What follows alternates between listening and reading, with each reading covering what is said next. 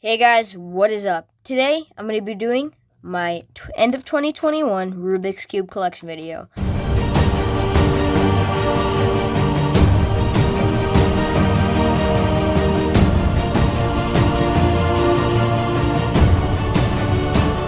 So sit back, relax, and enjoy. So we're just going to be going in order. So starting off with 2x2. This is this random Chi stickerless 2x2 that I got in a set. So I'm not really going to know any of the names of the puzzles. It goes all the way up to 5x5. So yeah, this is just a stickerless Chi 2x2. Here is the Chi DD 2x2. This is, in my opinion, a much better 2x2, even though they're the same brand and pretty much the same product. This one's a little bit smaller and it's just way more fluent and satisfying to turn. And here's my main 2x2, the YJ Yupo version 2M. This has a nice bumpy feeling, and it's very, very satisfying to turn. I love this cube. Alright, now moving on to 3x3. Obviously, my first ever cube is the Rubik's brand. I think this is actually the 2.0 version though. It's not that good. It's probably better than most, but that's just because I lubed it with a lot of different things, trust me. And the only thing that would make this better is I can actually tension it, but yeah, there's no fixing this thing. But I do give it credit for, being the first cube that's ever made. That really started the whole Rubik's cubing thing. Next, here we have another cube from that set I was talking about. I actually know the name of this. This is Chi Warrior W, the older version. They also came out with the Warrior S, but this is the older version. I like the smooth turning of this. With a little bit of lube, this can really spark a pretty good cube. Next we have the Chi Sail. This is a very loud and clacky cube. It gets catches a lot, but the turning is a bit more fast than the stickerless version of this. Alright, next this is the Chi Thunderclap V3M. I like this cube a lot. It is very, very fast. The magnet strength is pretty alright. The only thing I don't like is that I accidentally got in the sun. And I don't know if you can see, but there's two different shades of orange on this, so it kind of sun faded. That's the only thing I don't like about this puzzle. Otherwise, it's a pretty good bargain. Here is my most expensive 3x3, the Monster Go M. This is a pretty solid 3x3. It would be my main. The next cube will be my main, but it would be my main if it didn't have so much catching, because this is a really tight cube and you can't really change it because the GDS doesn't have much customization. And then I don't get as good at times as this next cube. So that's the only reason it's not my main. Actually, recently this cube became my main, the RS3M 2020. This cube had always been a good cube and I had always performed pretty well on this. So I recently switched to it and I lubed it up, and this cube has been feeling better than ever just in time for my competition, which is good. I've also been improving my times a lot, so now I'm almost sub 30 for averaging. So that is all of 3x3s. Now into 4x4. So this is another one of the Chi non-magnetic speed cubes. This is really bad. The turning's actually pretty smooth, just it has to be like perfectly aligned for corner cutting, as like nothing.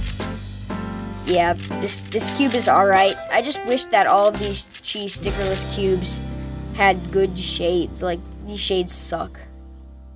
Alright, and then my last 4x4 is the Diansheng M4x4. This is my main. I like the feeling of this puzzle more. It has a really nice, smooth, and scratchy feeling, as most Diansheng puzzles have.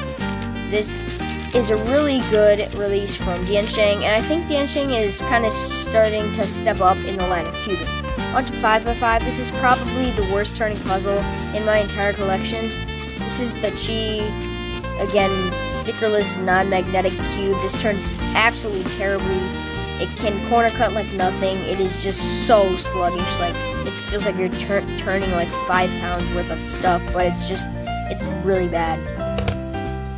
And now another Chi puzzle. It's just weird because they look like exactly the same, except this is the Chi MS 5x5, and it turns so much differently. Like, I was just not even used to like having a 5x5 I didn't even know they could turn as well. Like, this turns flawlessly.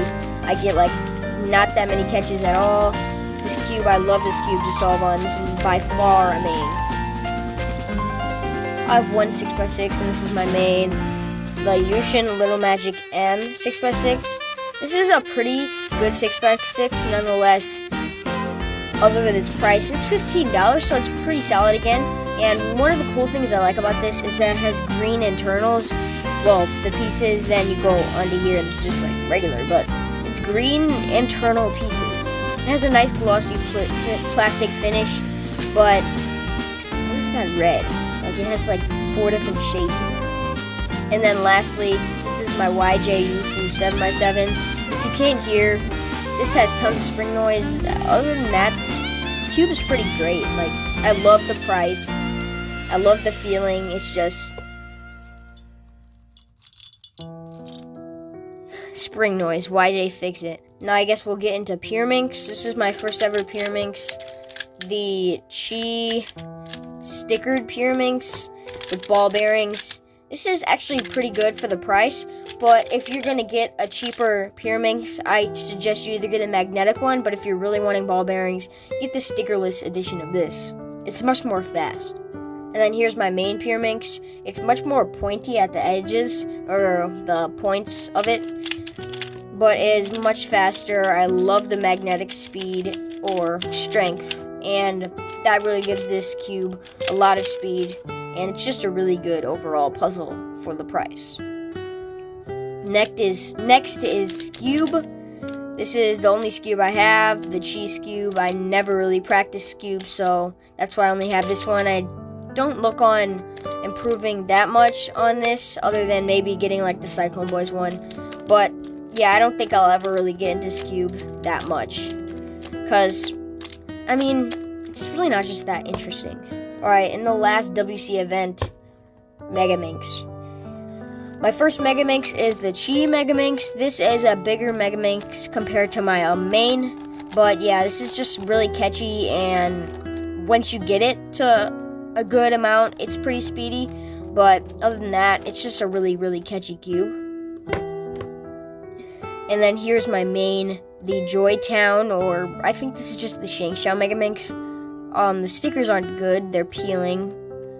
And yeah, I'm gonna have to get a new Megaminx, probably like the YJ one.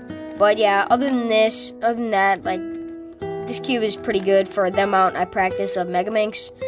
It's pretty smooth, and it's a nice size for my hands. And then we have a few non-WC events. I got these 2 cubes for Christmas. This is the mini Rubik's Cube. Turns terribly, but it's a cool keychain item. Actually, this is kind of a cool release. And then the Impossible. This turns better than like regular Rubik's brands, and I really like this a lot. And I take back what I say about this Rubik's brand. This actually turns pretty well, because like no mini cubes turn well at all, regardless of the brand. Here's my Shangxiao mirror blocks. This is a really, really cool and fun puzzle to solve, and it also has some pretty surprisingly smooth turning. Here's actually one of my favorite puzzles of non-WCA. It's the gear cube. This is literally so easy to solve. And the only thing that gets me messed up is that sometimes the edges don't orient correctly when I try to solve it, but other than that, this cube is so easy to solve. It looks hard, but it's really not. And my last 2 are just sticker mods. This is the Brewer's Cube. Just a cool little collector's item. And then this is the cube that I got from Rocky Mountain National Park. Actually turns pretty well for a just cheap knockoff sticker mod. But yeah, it's a pretty nice puzzle to add to the collection. I also have one other mini cube that I can't find right now. But yeah, that's my cube collection. I hope you guys enjoyed this video. Make sure to drop a like and subscribe to my channel down below for more drumming and cubing content. So I really collected a lot of cubes this year, and I hope to continue collecting over my channel and throughout my life. So thank you guys for watching, and I'll see you guys next time.